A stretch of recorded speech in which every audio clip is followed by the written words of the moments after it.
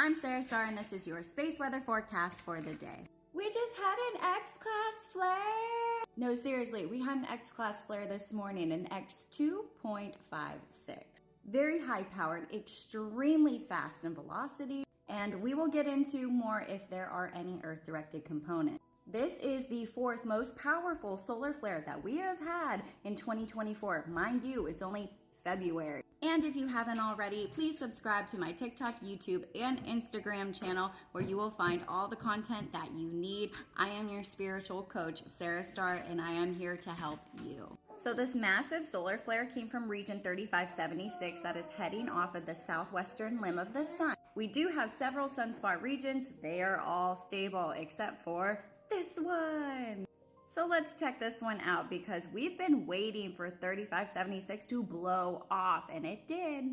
This was basically the only region that was giving us any type of solar flare. It gave us an M1.5 right prior before it gave us that large X-class flare. There was two imageries, and I will show you those, but just want you to note that our region 3576 that has been giving us the majority of the light has finally popped off. So we were basically in some C-class flare regions for the majority of the time. We had a little bit of M-class flare activity, but massive spike here with our X-class. Now this sent us into a large radio blackout, a type 2 and a type 4. We had a lot of communication issues early in the morning, and the absorption is going to continue pulsing throughout the day and moving throughout our world. So this is where we are currently. Like I said, it's going to go in and out of its absorption. Notice we still are in a solar radiation storm as well. Now the type 2 radio blackout that we had, check out the velocity, 2,674 kilometers per second. Very, very fast. We also had a 10.7 centimeter burst, which sent us into this type 4 radio blackout as well. And it gave us a beautiful light show right here off the southwestern region of our sun. And just another capture, by the way, we had a CME associated with this. So we were able to capture two CME eruptions. Now these are both basically the same thing. The trajectory is pretty much not Earth directed, although we're going to get a side sweep of some of this plasma. But there is quite a bit of energy that is emitting from these CMEs. Even though the bulk is not going to be Earth directed, we are still going to get light components from this. And like I said, the velocity was very, very high. The bulk of it, yet again, we're not really gonna see it, so don't get too excited. However, light code frequencies are on their way. And this is our Enlil graph. If anybody knows who Enlil is, you'll find it funny that NASA does this, just saying. Now, like I said prior, we are going to have some very low solar weather this weekend and into next week.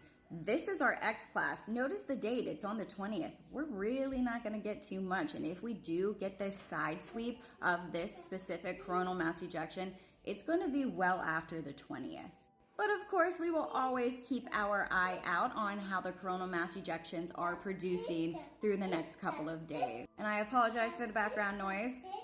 That's little man. He's super excited about the X-class flare too. But this is the beautiful region 3576 that we have been waiting to pop off. The percentage has been there the entire time that it's been on the sun. Now we're going to still continuously get these C-class flares from there today, possibly some M-class flares. We already had the X-class, and our proton level was 10%. So we do have a slight chance because of this proton level to slip back into those S1 solar radiation storms.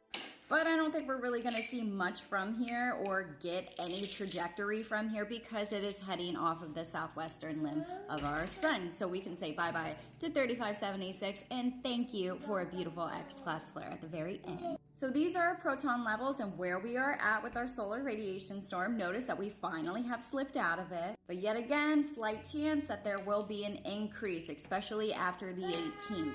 So another thing we're gonna keep an eye on. But like I said, not too much going on the sun the whole weekend. No geomagnetic forecast is expected. No incoming CMEs this weekend. So enjoy the R&R, guys.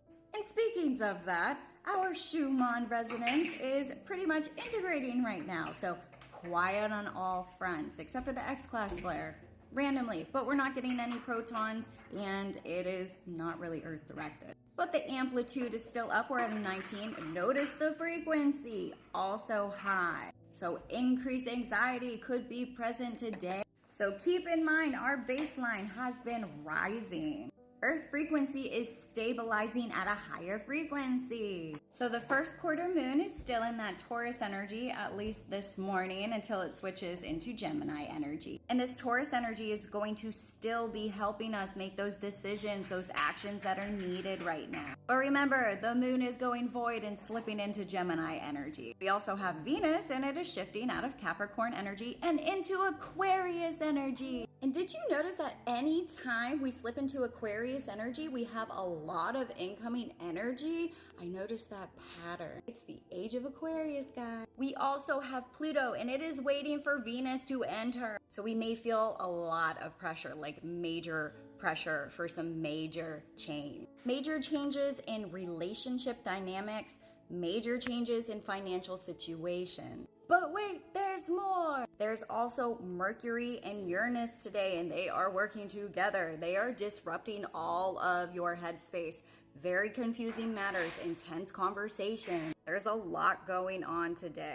But it is a low energy day for your body, but it is a high energy day for your heart and your head. But I would suggest, especially this weekend, because we are going to be doing some R&R to get out into nature, to ground specifically, get out of that headspace. So enjoy the short timeout that we are presented with, because we know it's not gonna last. So how are you feeling? Did you feel the X-class burst? Did you wake up? Are you just running on a lot of energy, or are you exhausted? Remember, those ascension symptoms are going to be prominent, especially if you are sensitive to energies. And of course, I have a video posted on my page, especially for you, if you're interested in knowing what the ascension symptoms are. So let me know in the comments how you're feeling. If you're able to think, is clarity an issue today? Is sleep an issue today? Has your mood changed drastically? These are all things you need to take into consideration. Write these things down throughout the day.